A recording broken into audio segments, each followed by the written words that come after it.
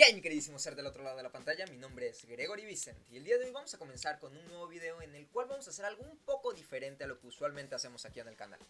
Usualmente hacemos proyectos, pero el día de hoy quiero contarles un poco de la anécdota que he tenido recientemente con la ciencia de datos. Los voy a poner al día. Recientemente comencé la universidad y resulta que estoy viendo muchas materias relacionadas con la estadística.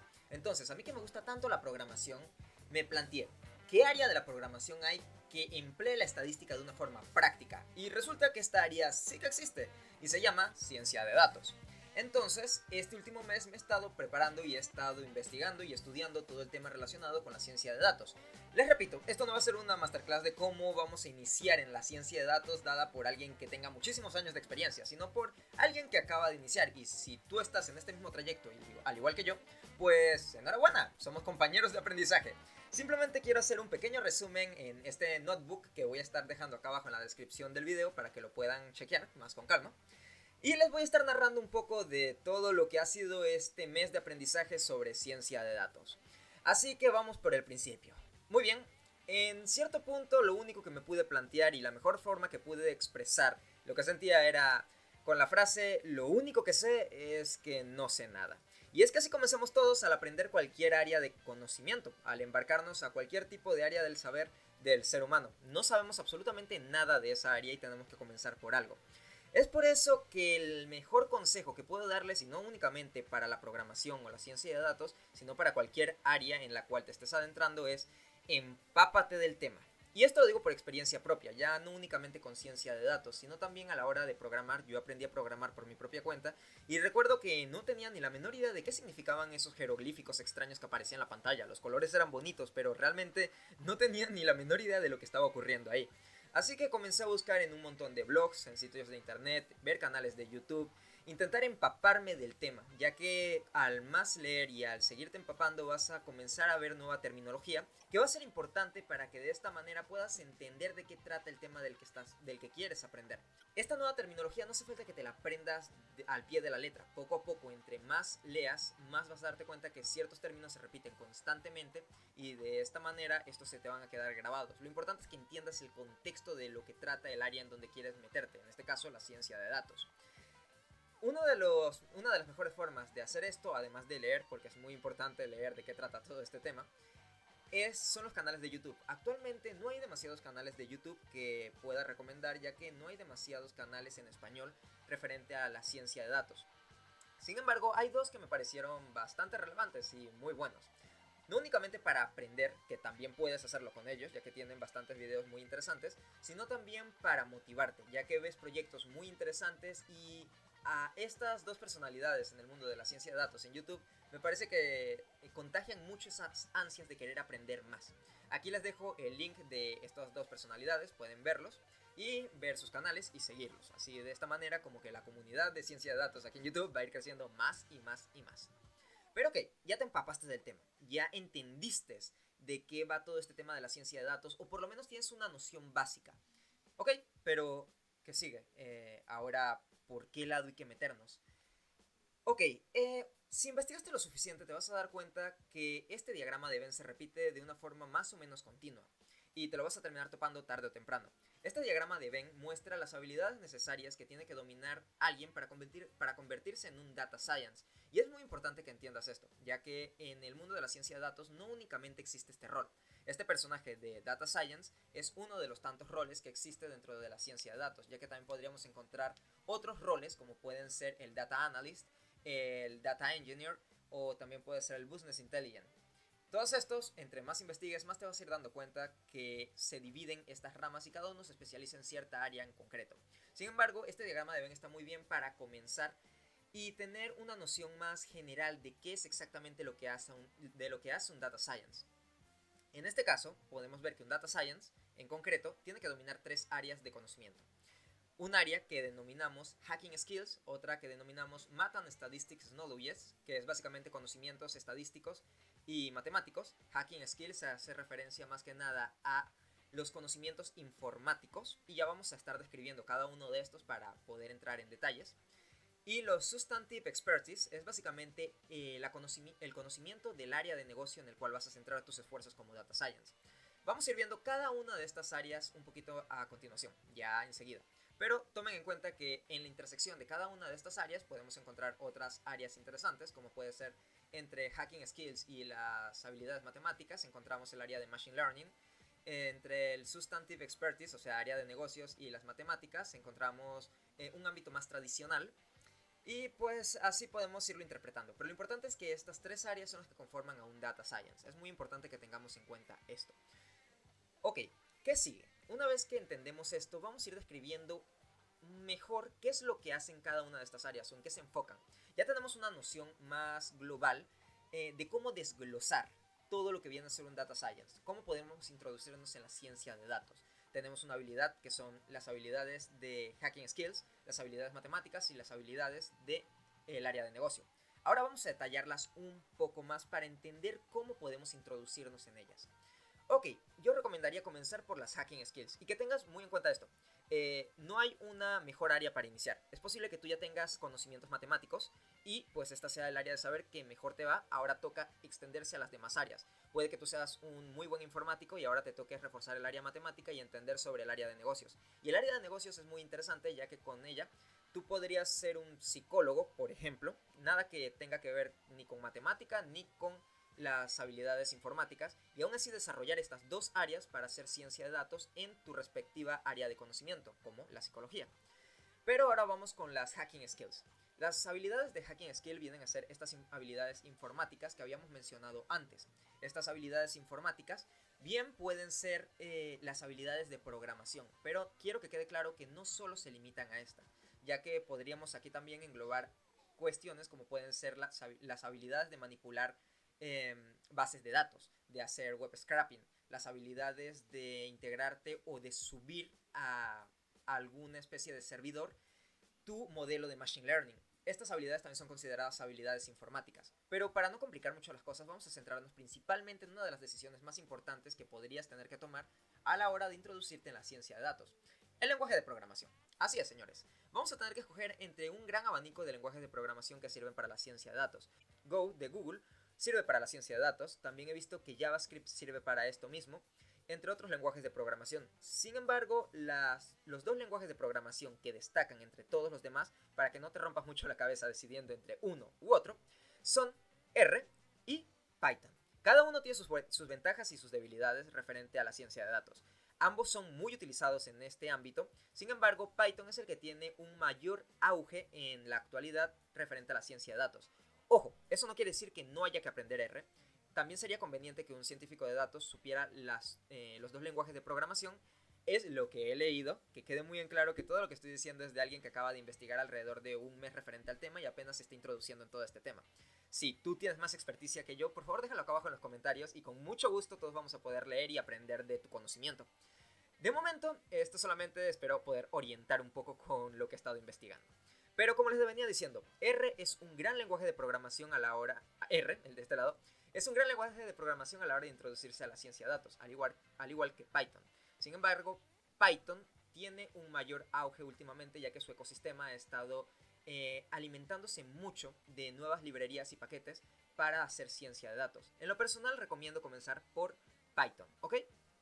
Python es un lenguaje de programación muy fácil de entender, al igual que R en realidad, pero Python es de propósito general y te va a servir para muchas otras cuestiones. Además, yo comencé por Python porque ya tenía nociones de Python, sin embargo no conocía nada de R y ya hay muchas cosas dentro de la ciencia de datos que hay que aprender, no solamente un lenguaje de programación. Entonces, agregarle encima el aprender desde cero un lenguaje de programación puede darse a ser muy duro. Así que recomiendo comenzar por Python. Pero conocer solamente la sintaxis básica de cualquiera de estos dos lenguajes de programación no es suficiente. Está muy bien que entiendas cómo funciona el lenguaje, pero hay que entender también sobre sus paquetes, ya que estos paquetes dedicados a la ciencia de datos van a ser los que nos van a ayudar a realizar muchas de las tareas cotidianas a la hora de manipular datos. En este caso, en el caso particular de Python, desconozco el caso de R, no sé cuáles son sus librerías o paquetes. Si tú lo conoces, por favor déjalo acá abajo en los comentarios.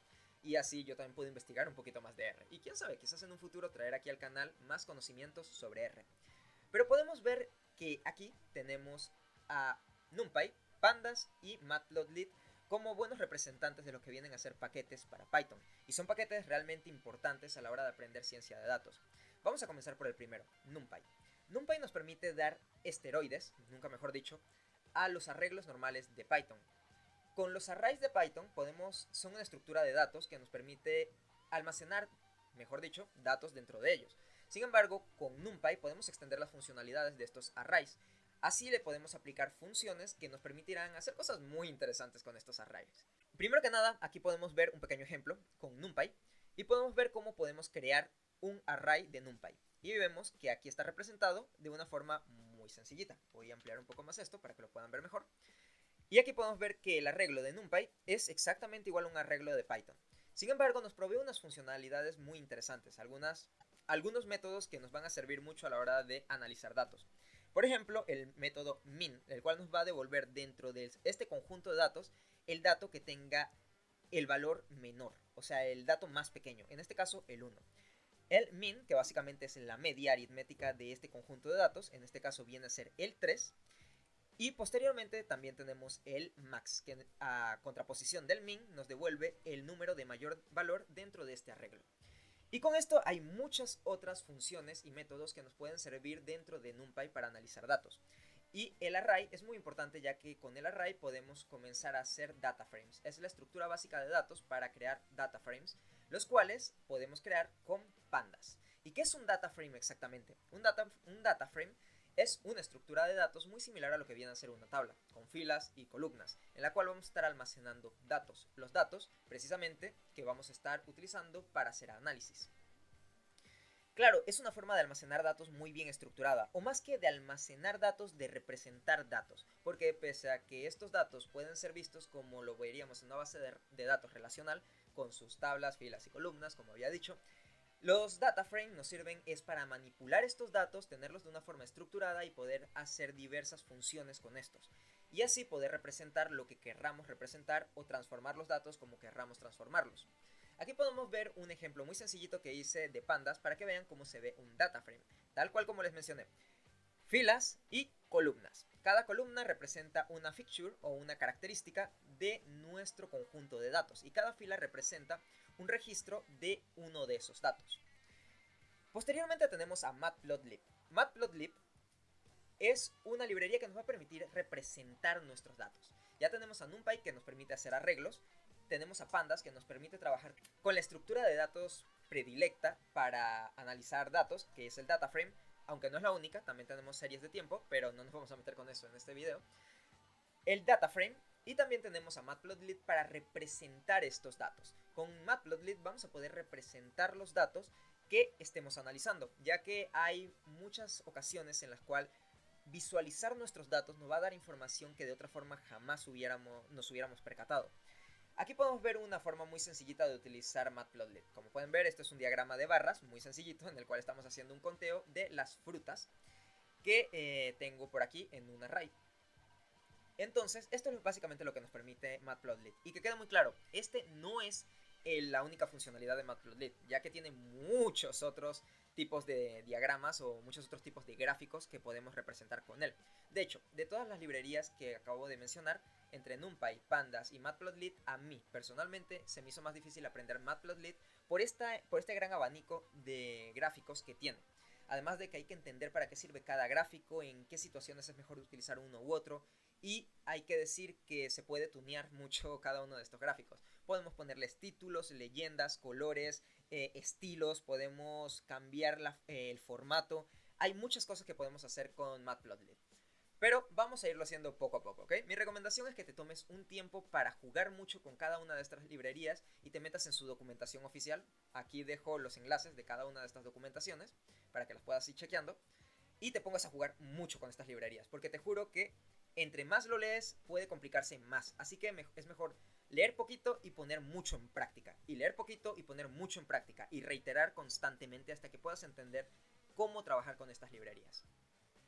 Ok, ya tenemos entonces la parte informática dominada. O más o menos dominada, por lo menos. Vamos a ir ahora con la parte matemática y estadística. Esta puede ser la parte más intimidante para muchos. Y entiendo el por qué. En un inicio a mí también me intimidaba mucho esta parte matemático-estadística.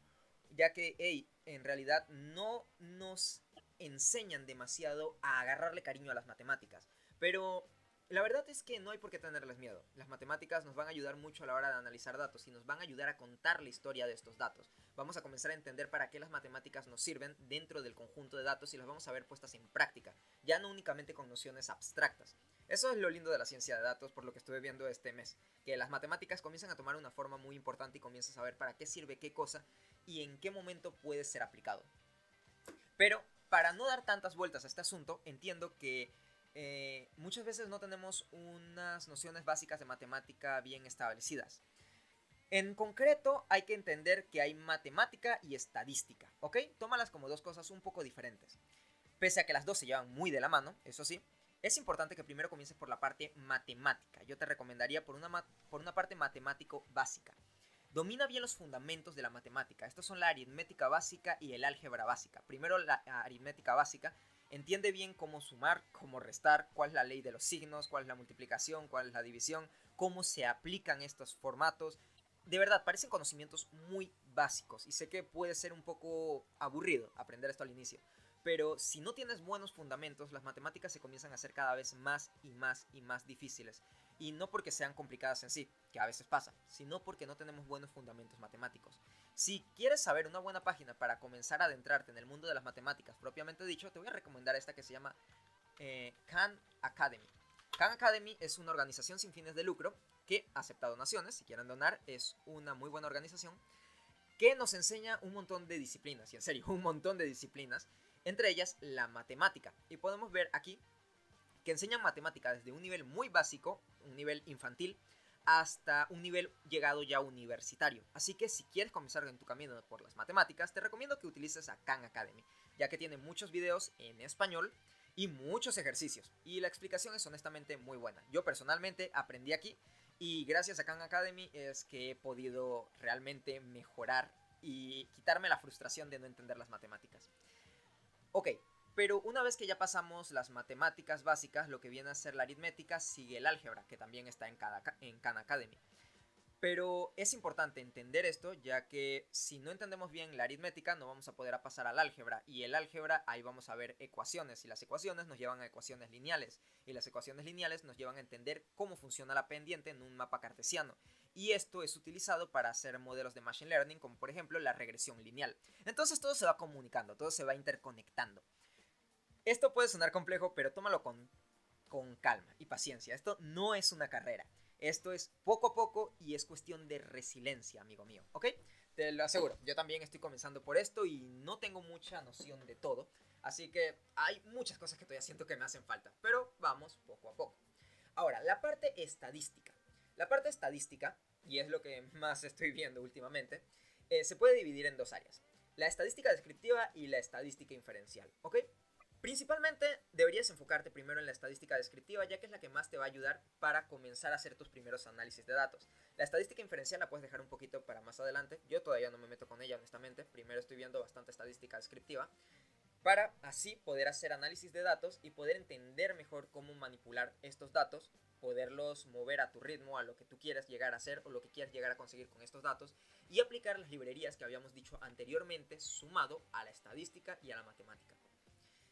Ok, ¿qué cosas de estadística descriptiva deberías iniciar aprendiendo? Pues cosas muy sencillas. Primero, medidas de tendencia central. Las medidas de tendencia central básicamente nos van a indicar en qué punto están más concentrados nuestros datos. Exactamente en qué proporción tenemos nuestros datos dentro del conjunto de datos. Principalmente tenemos tres medidas de tendencia central que son las más usuales. La media, la mediana y la moda. La media básicamente es la suma de todos los datos que tenemos y lo dividimos entre el número total de datos que tenemos dentro de este conjunto. La mediana es ese número que está justamente a la mitad del conjunto ordenado de datos. Y finalmente la moda es aquel dato que más se repite dentro de nuestro conjunto de datos. Ok, una vez que entendemos estas medidas de tendencia central, hay que entender que también hay algunas otras medidas que derivan de estas primeras. En este caso tendríamos la media recortada y la media ponderada, pero también hay otras medias como la media geométrica, entre otras. Sería cuestión de irlo investigando poco a poco y así te vas adentrando más. Pero no quiero que este video se vuelva muy abrumador, ¿ok? Una vez que entendemos de medidas de tendencia central, vamos a ir a medidas de dispersión. Las medidas de dispersión básicamente nos permiten entender cómo una una variable se mueve dentro de un conjunto de datos, si esta variable se mueve mucho o poco, más o menos. Con esto tenemos medidas como el rango, la varianza, la desviación estándar, el percentil o los percentiles y los cuartiles. Estas medidas de dispersión van a ir muy de la mano con las medidas de tendencia central. Las dos vamos a ver que se comunican mucho y que se ayudan mutuamente, por decirlo de alguna manera. Una vez que entendemos esta parte de medidas de tendencia central y medidas de dispersión, podemos comenzar a hacer varios análisis de datos y comenzar a implementar esto. Y entiendo que puedan ser muchas cosas. Entiendo que en realidad medidas de dispersión y medidas de tendencia central, si jamás lo has escuchado antes, puede ser abrumador y puede dar miedo.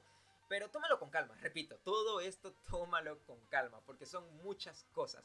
Y de verdad me identifico con la sensación de estar abrumado por la cantidad de conocimiento que tienes que empezar a adquirir. Pero esa es la idea de este video, que precisamente entiendas que no estás solo en esto y que, pese a que son muchas cosas, bien organizado, puedes irlo aprendiendo, poco a poco. Ok, una vez que tenemos esa parte matemática, vendría visualización de datos, que también está dentro del área de la matemática. ¿Por qué lo meto aquí? Porque esto va muy de la mano con la estadística. La visualización de datos nos va a permitir presentar estos datos estadísticos en gráficos. Y pese a que no se vea muy complicado, puede llegar a ser bastante complejo, ya que hay buenas prácticas a la hora de visualizar datos. Por ejemplo, el hecho de no sesgar los datos, de no falsificar datos para obtener resultados que nosotros querramos, el hecho de no cargar una gráfica con demasiadas cosas para facilitar la carga cognitiva, entre muchas otras cosas. Y además hay que entender que hay muchos tipos de gráfico, pero en serio muchos. Es un mundo vasto. Sin mencionar que los mismos gráficos se pueden combinar unos con otros para crear nuevos gráficos y así representar cosas que de otra manera no se verían. Así que mi recomendación aquí es que te pongas a investigar. Ponte a ver muchas documentaciones, ponte a ver muchos estudios y comienza a ver muchos tipos de gráficos diferentes para que veas cómo se aplican, cómo las personas experimentadas han aplicado estos gráficos y tengas cierto paladar a la hora de usar un gráfico para alguna cuestión o no utilizarlo. Finalmente tenemos los Substantive Expertise. Es decir, este es el área de negocio. Esta puede ser el área más confusa y es la que más varía.